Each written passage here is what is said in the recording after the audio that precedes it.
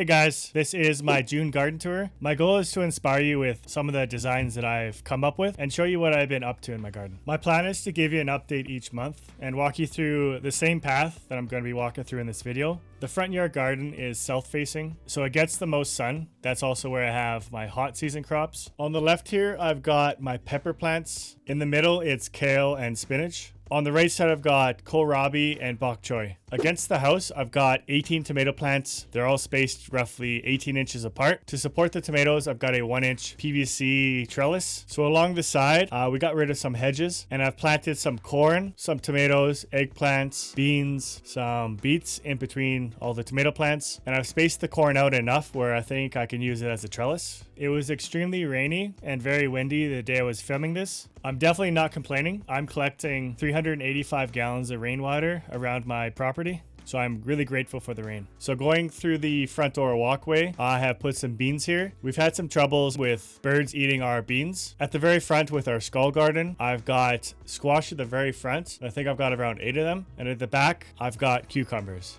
I grew the squash because it produced a very high yield last year. And then the cucumbers, I've got 3 or 4 different varieties, and I'm going to be using those for canning and preserving throughout the winter. In between the U-shaped raised garden beds and the skull garden in the front, I've got a sprout box 17-inch raised garden bed. Inside it, I'm growing tomato plants that I've planted 17 inches deep. And in between the tomato plants, I have a few radishes going on. Literally in the backyard, there has been 0 pest problems. Nothing on our beet leaves, nothing with our kale, our brassicas, or broccoli. I think the birds have been eating everything in the front yard and getting full and then just taking a nap. They don't make it to the backyard. As soon as you get into the backyard, I've got an in-ground bed and I've got a raised garden bed. In the raised garden bed, I've got a ton of beets that I'm planning to use to can. Probably need to purchase some more from the farmer's market, but for now I'm trying to grow as much as I can. On the far right of that raised garden bed, I've got potato plants. Hopefully it can block off some of the sun later in the season. I've also got some celery, some Swiss chard, some carrots, and some radicchio. It's like a type of lettuce. The in-ground bed has a row of carrots, some more celery, some cabbage, some broccoli, some cauliflower, and 2 different varieties of kale.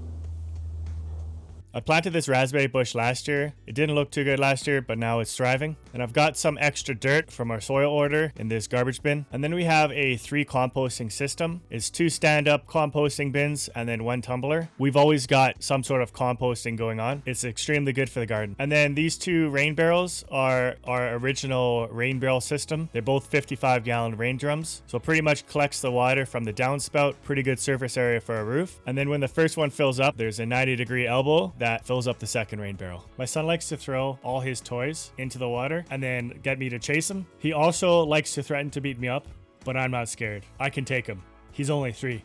This is my potato farm experiment. I call it Le Potato. I know if you hill the potato plant, you get more potatoes from the tubers. So this experiment is growing potatoes deeper than last year in a variety of different containers, and I'm hilling them all the way to the top. This is what it looks like right before I'm about to hill. I'll be adding soil all the way up to the tallest leaves in hopes that more potatoes will grow.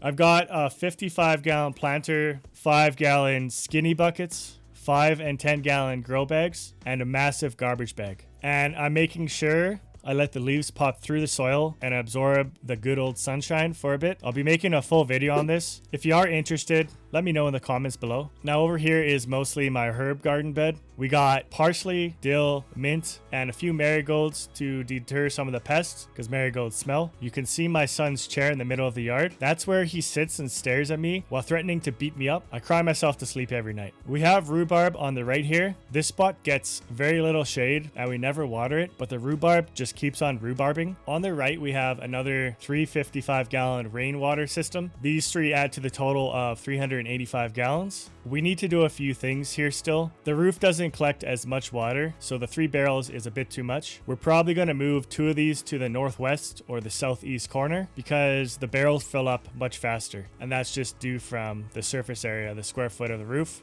More rain to be collected in the downspouts. Here's our side raised garden bed. This one is for shade-loving crops, and it's 100% Mel's mixed soil. That's just a 1/3 peat moss, a 1/3 compost, and a 1/3 vermiculite. The soil is fluffy. Right now we have lettuce, spinach, and broccoli. We have to cover this one at night because Bob the squirrel keeps planting his acorns here. This bed is also very easy to make. We were on a time crunch when we built this, so it's made out of 4 cinder blocks. and 4 pieces of wood, and it would take about 5 minutes to set up. Going forward, we have our storage area. It's got our trellis parts, some spare wood, and spare tires. At the very front, this is our newest addition. It's another 255-gallon rain barrel system. We actually are having rain right now all this week, and both of these rain barrels are full within a few hours of raining. I'm planning to add more rain barrels here since this is a juicy rain collecting spot. So going forward, I'm going to be doing a garden tour each month, and if you guys want me to explain anything in the videos, I'm also going to be doing a Q&A. Put it in the comments and I'll try my best to answer everything. Until then, keep on gardening, stay happy, stay humble.